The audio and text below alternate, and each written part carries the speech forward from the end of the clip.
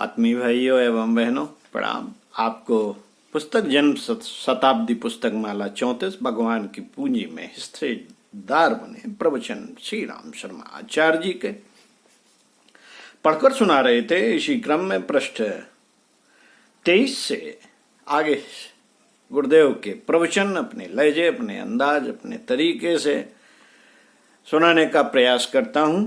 शायद आपको पसंद आए। आंखें खुली और प्रकाश मिल गया।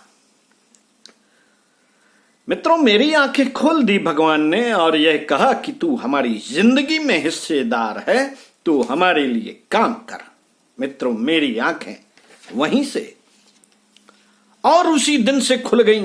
आंखें खुल जाने का मतलब, आंखें खुल जाने का मतलब है अध्यात्म का प्रकाश मिल गया। जिस प्रकाश के लिए हम प्रार्थना करते हैं, तमसो मा ज्योतिर्गमय,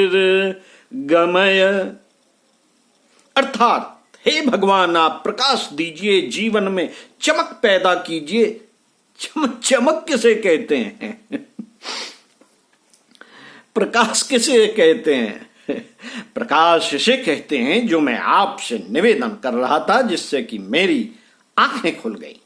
अंधेरे में भटकता हुआ प्राणी, अंधेरे में भटकता हुआ भूत और प्रेत प्रकाश पाकर निहाल हो जाते हैं।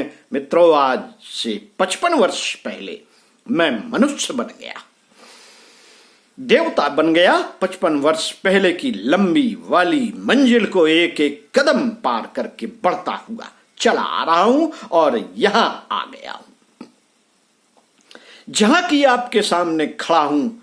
अब क्या सवाल रह गया? अब बेटे, यह सवाल रह गया कि जिस अध्यात्म की प्रशंसा ऋषियों ने की, गाई, पुस्तकों में गाई गई राम की नाम की महत्ता, जो संसार ने गाई, गायत्री मंत्र की महत्ता, जिसके बारे में अथर्ववेद ने जाने क्या से क्या कह दिया। कई बार तो संदेह होता है और अविश्वास होता है कि ये बातें गलत हैं, ये बातें सही नहीं जो बताई गई हैं। जिस गायत्री मंत्र की महत्ता को मैं आपको सिखाता हूं और सारी दुनिया को समझाता हूं, उसके बारे में अथर्ववेद में क्या समझाया गया है? उसके बारे में यह बताया गया है, स्तुता मया वरदा वेद माता प्रचोदयन्ताम् पावमानि द्विजानाम् आयुः प्राणं प्रजां पशुं कीर्तिं द्रविणं ब्रह्मवर्चसं मह्यं दत्त्वा व्रजत ब्रह्मलोकम्। ये 7 चीजें याद करनी है। महाराज जी, हमको तो 3 साल हो गए, 3 साल से रोज माला जप करते हैं, लेकिन हमें तो कोई चमत्कार नहीं दिखाई दिया।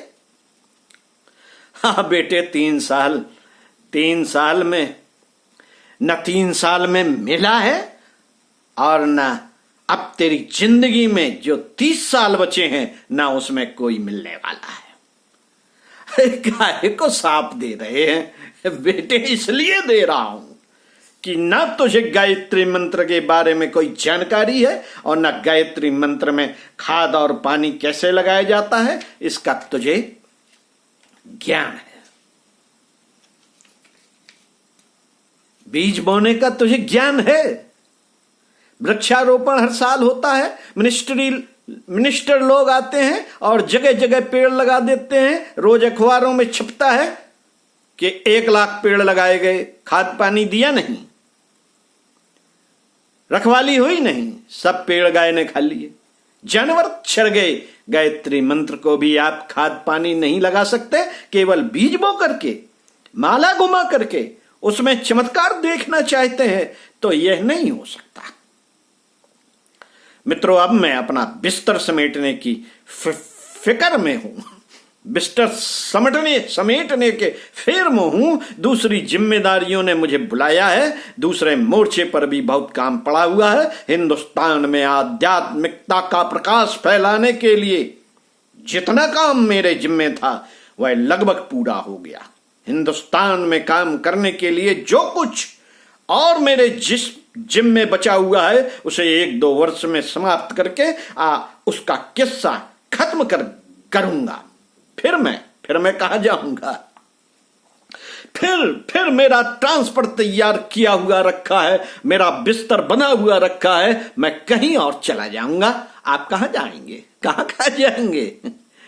बेटे मुझे बहुत जगह जाना है, हिंदुओं के बीच में मुझे काम करने के लिए हिंदू बनकर आना पड़ा। अब कहां जाना पड़ेगा आपको?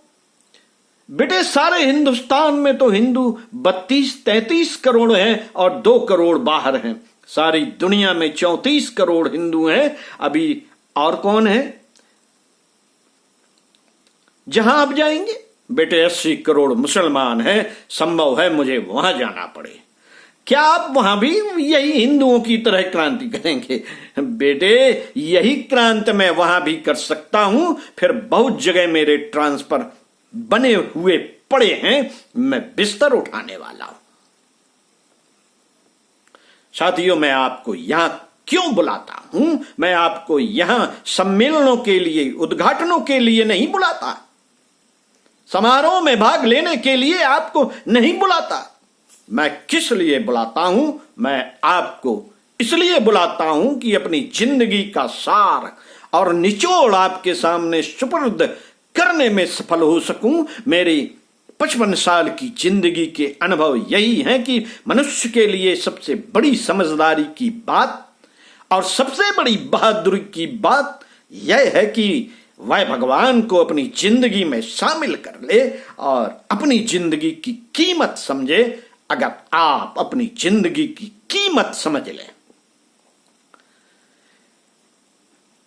कीमत समझ लें जैसा कि आपको अभी तक समझ में नहीं आई, जिंदगी की कीमत आपकी समझ में कहां आई? आप करोड़ों में अपने को दरिद्र मानते हैं, अपने को दुखी मानते हैं, अपने आप को अभागा मानते हैं, समस्याओं से अपने आप को घिरा हुआ मानते हैं और जाने क्या क्या मानते हैं।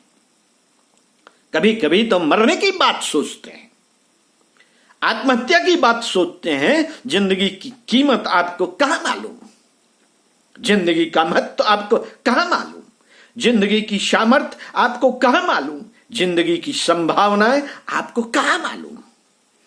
जिंदगी की संभावनाएं अगर आपको मालूम होती तो आपकी आंखें टॉर्च के तरीके से चमकती और आपकी गर्दन फूलकर शेर की तरह हो जाती और आप सोचते कि हमारे पास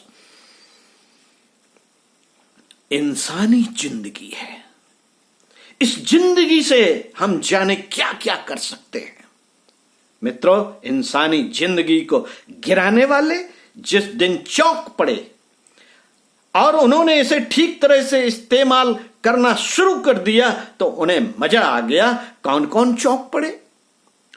बेटे उनमें से एक का नाम आम्रपाली है, जो दुनिया को गिराने वाली एक महिला थी, लेकिन जब उसने जिंदगी की धाराएं बदल दी तो धन्य हो गई। फिर क्या हो गई? फिर ऐसी ऋषि हुई कि तवारीख में उसका नाम हमेशा बना रहेगा। अंगुलमाल एक निकम्मा आदमी था, घटिया आदमी था, चोर और डाकू था, लेकिन उसने इसी जिंदगी में अपने जीवन की धारा बदल दी। अगले जन्म की बात कौन कर रहा है? हम तो इसी जन्म की बात कहते हैं। अरे साहब, अगले जन्म में संत हो जाएंगे, स्वर्ग में चले जाएंगे। नहीं बेटे, अगले जन्म में नहीं, इसी जन्म की बात कहते हैं हम। अंगुलमाल ने अपने जीवन की दिशा धारा इसी जीवन में बदल दी और भगवान बुद्ध का दाहिना हाथ बन गया। अजामिल घी रिगड़ का तारे तारे सदन कसाई। क्यों महाराज जी, भगवान इन्हें तार देते हैं? बिल्कुल तार देते हैं। कैसे? तार देने का एक ही तरीका है कि आदमी चौंक पड़ता है और अपनी जिंदगी की दिशाएं बदल देता है। तो क्या भगवान ने विल्व मंगल को तारा था? बिल्कुल तारा था, लेकिन तारने से पहले उनको सूरदास बना दिया। तारने से पहले भगवान उनकी जिंदगी की दिशाएं बदल देते हैं। भगवान हमारा कल्याण करने वाले हैं कि नहीं, इसकी पहचान एक ही है। एक ही है कि हमारे जीवन के स्वरूप और हमारे जीवन की दिशा धारा को बदल दें। अगर भगवान हमारे जीवन की दिशा धारा को बदल नहीं रहे हैं तो जानना चाहिए कि हमारी कल्पनाएं निरर्थक हैं। हमको भगवान ने कोई रस नहीं आता, भगवान में कोई रस नहीं आता, भगवान से हमारा कोई संबंध नहीं है, बिल्कुल नहीं है। भगवान से अगर कोई संबंध रहा होता तो हमारे जीवन की धाराएं बदल गई होती। तुलसीदास जो निकम्मे आदमी थे, आपने उनके सारे किस्से सुने हैं, लेकिन जब भगवान ने उनको प्यार किया तो क्या क्या हुआ। भगवान के प्यार में एक ही विशेषता है कि जैसे पारस लोहे को छुएगा तो उसे सोना बना देगा। तुलसीदास भी सोना बन गए, संत बन गए, ऋषि बन गए। महाराज जी हाँ, हमारे घर में पूजा की एक चौकी बनी हुई है, उसमें देवी की स्थापना है, गणेश जी की स्थापना है, हनुमान जी की स्थापना है। तो गणेश जी ने तुझे छुआ क्या? नहीं, मुझे छुआ तो नहीं। लक्ष्मी जी ने छुआ क्या? नहीं, अगर छुआ होता तो बेटा तू सोना बन जाता। नहीं, अगर छुआ होता तो बेटा तू सोना हो जाता, पारस हो जाता। नहीं महाराज जी, मुझे तो देवी सपने में दिखाई पड़ती हैं, मुझे नहीं मालूम क्या दिखाई पड़ती हैं बेटा। अगर देवी सपने में दिखाई पड़ी होती तो तू अपने जीवन में क्या से क्या बन गया होता। मित्रों, मैंने आपको इसलिए बुलाया कि अब जब मैं जाने की तैयारी में हूं, अगर आप में समझदारी हो तो आप एक हिम्मत करके दिखाएं कि भगवान के साथ रिश्तेदारी पैदा कर लें। रिश्तेदारी करने के बाद मनुष्य क्या पा सकता है? बेटे, मैं कुछ कह नहीं सकता। उदाहरण मैंने 20 बार छापे हैं। रामकृष्ण परमहंस और विवेकानंद का किस्सा मैंने छापा है। ये मनुष्यों की सहायता की जोड़ियां छापी हैं। चाणक्य और चंद्रगुप्त का किस्सा, समर्थ गुरु रामदास और शिवाजी का किस्सा छापा है।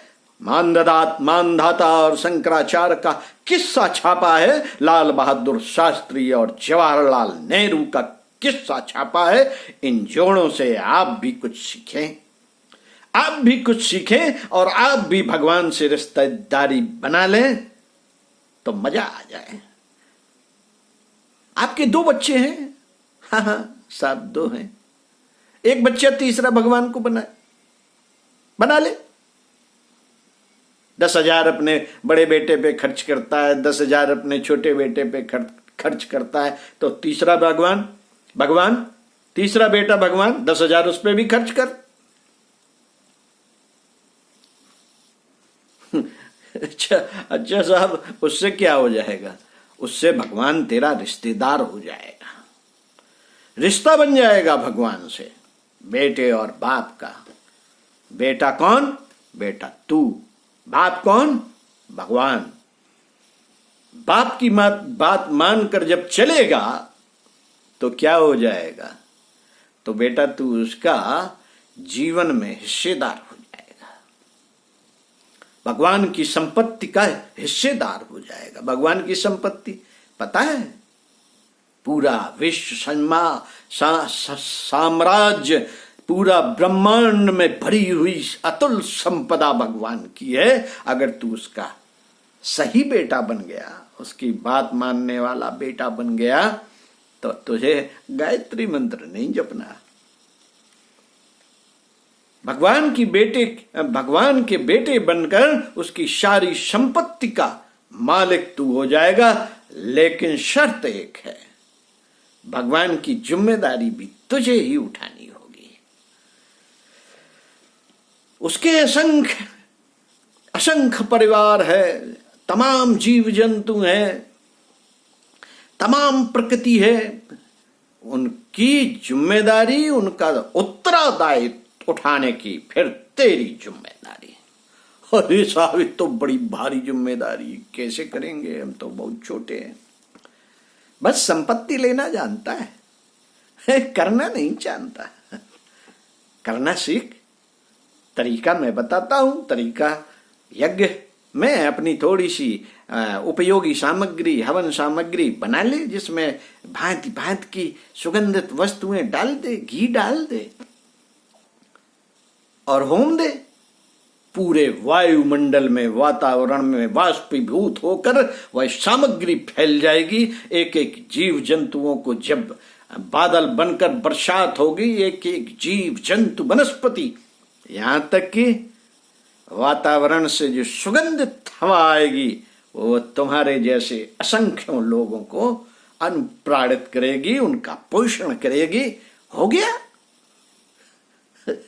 ओम शांति।